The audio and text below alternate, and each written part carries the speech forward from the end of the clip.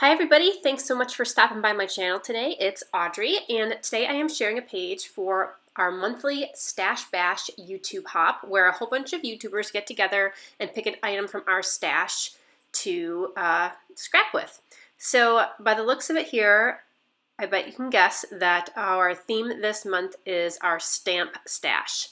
I have a ton of stamps that I hardly ever use, so I absolutely love this challenge. So I'm working with a photo of my son, so I pulled out some kind of background and artsy, funky stamps and a couple alphas and a couple other stamps that I thought I might use, and I end up using a lot of them on this page. So my thought here is I wanted to create a circle, and well, first of all, I'm trying to use like mostly just stamps on this page. A few embellishments here and there, very few pattern papers, but mostly I want to create my page with stamps. So I have cut out a circle from just a piece of scrap paper, and I used some painter's tape to tape it down to my background paper. And I'm just using white background paper here because I think that I want to add most of my color with my stamps. I picked out these stamps from Bella Boulevard, and they're just kind of like paintbrush strokes, and I'm going to go over them with a whole bunch of different colored blues. I'm going to create this circle in the background, and that's why I cut this circle out from the scrap paper, because I just want my design to be kind of in a circle. So I at first was just going to use different shades of blue and very close shades of blue, so it just looked like very similar colors. But as I started adding in the different color blues, I kind of expanded my colors a little bit to include a lot of the brighter blues and some of the darker blues and even kind of a grayish color and a burlap color. So I'm going to speed this part up here really fast because all it is me really just repeating this over again. I haven't used this part of the stamp set before.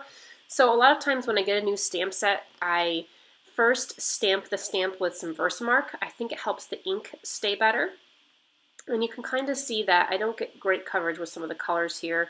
And I'm not sure if that's an ink issue or a stamp issue. I am not much of a stamper.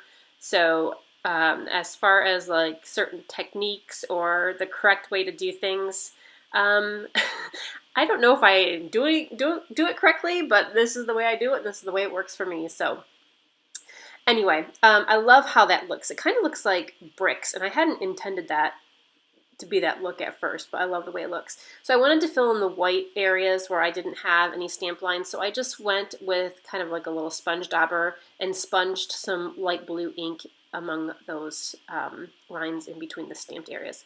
And then I pulled off my template, and look at how cool that looks. I just love that so much. So because I added that one kind of burlap color in, I thought, you know what, let me bring in some craft here, and I'll mount my photo on some craft paper, and that will kind of pick up on that color in the background. So I put my photo on, and I'm going to go clean off a few of my stamps, and while I was cleaning, I'm looking at my photo, and I did not like how big my photo was in relation to the circle. So I either wish I made a bigger circle or I had printed a smaller photo. But I'll play around with the paper in a little bit here, and I'll change up the background or my photo mats to kind of fix that issue. So I wanted to bring in some kind of like triangle spiky stamps because this photo and this little story is about my son's new obsession with doing his own hairstyles by breaking into mommy's mousse and gel in my toiletry cabinet and just loading his hair up with it and making his own little mohawk. So he looks so cute doing his own hair. But anyway, he was so proud of himself. He's only 6. And it was just so cute, so I wanted to document this. So anyway, I wanted to bring in some spiky elements, and you'll see here in a minute I bring in another kind of spiky stamp as well. And again, that was kind of to pick up on the spiky hairdo. This kind of dotted circle stamp is a super, super old stamp from Bo Bunny. I've had it forever. The only thing I don't like about it is you can see that those circles, the rings, they don't have any of the stamp material like in the center of the circles, so they're very flimsy, so they're not like perfectly shaped circles. The small one you can see has some of the clear stamp material in the middle, so that one stays more circular, but this one does not. I used the same brown ink that I used in my kind of brush stroke part there for those dotted circles. And then I wanted to bring in some black dark ink because I really wanted to just have a strong contrast. And here is my other little spiky stamp. This is an old Studio Calico stamp that came, actually I think it came with a stamping class. This is maybe 5 or 6 years old, maybe even older than that. So I'm just stamping some random triangles, and kind of above my washi tape, my stamped washi tape line there, I'm having the triangles point up, and then below that line I'm having the triangles point down. And I'm just using a piece of scrap paper, you can see, so that, you know, if I just want a certain number of triangles, I just put the scrap paper underneath to kind of prevent the excess stamping, so I'm not getting every single triangle every single time. So yeah, just scattering the different triangles. I'm really loving how this looks. I just bought these, well not just, but this is the first time I opened them. I bought these stamps from Close to My Heart. I have a friend, Christine, who's a Close to My Heart rep, and we go to crops together a lot, and I absolutely loved this stamp set, so I bought it from her. And I really like how this, sometimes these like splatter stamps, they look kind of fake when you put them on. This one actually looks like really nice splatters, and I love the way that Close to My Heart stamps stamp. They just provide a crisp image every time. I love the material the stamps are made out of. I'm trying to put it back on there in the right direction to match the pattern on the paper, on the clear sheet there, and I'm like, I'm never going to get this, so I just stick it back on. But anyway, I'm using some of the blue inks that I used in the circle too, because I kind of want to spread out those colors a little bit. And these are a couple more little splatters, and I just love all those. So how many stamp sets have I used so far? So 1, 2, 3, 4, 5 different stamp sets, I think, already. So this is fun. Oh my gosh, this is so great. I love using up these stamps. And I know I've been saying I'm doing a stamping series. I'm really working on it. But this is pretty much a whole stamping series in this one video because I do so many techniques with the stamps. Because I was just trying to push myself to use it in different ways. So I thought, how about I use some stamps to make some of the embellishments for my page. I picked out some red and some wood grain paper, and these star stamps came also from that Bo Bunny stamp set. I love the outline stars there. And I'm going to fussy cut them out. I was looking at my blue background, and I really love the blue, and I love the craft, but I thought, you know, I need some pops of color because I don't want it to be too blue. And I have already used a lot of blue on here, so I want to bring in a few pops of color. So I'm going to start with this red pattern paper. I could have easily just punched them out, but again, the whole point is to use up your stamps. So here's another way to use it, to make your own little embellishments.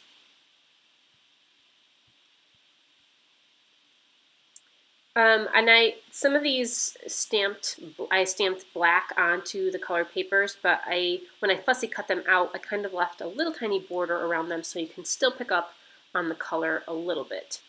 I also love how, like, shapes that are outlined like this, they kind of look like cartoony, I guess. Is that even a word? Probably not. But I like how outlined shapes kind of give it a more cartoony feel.